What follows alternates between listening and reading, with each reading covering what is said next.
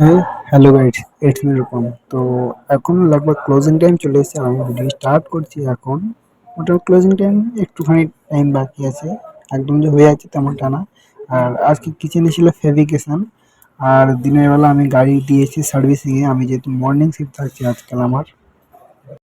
আর আমার গাড়ির হয়তো এটাই লাস্ট সার্ভিস। আমি জানি না এরপরে কি হবে, তবে আমার প্ল্যানিং মতো যদি ঠিকঠাক হয় তো এটাই লাস্ট সার্ভিস। আর গাড়িটা 1 বছরের মধ্যে মধ্যে বিক্রি করে দেবো। খুব কম দিন, খুব কম দিন আমার কাছে গাড়িটা থাকবে, আমি জানি না।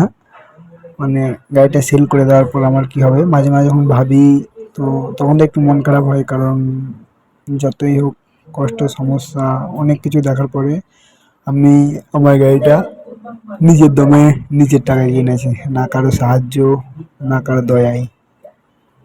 তো যাই হোক, কোনো ব্যাপার না, কালকে যাব মর্নিং 11টার সময় গাড়িটা নিয়ে চলে আসবো।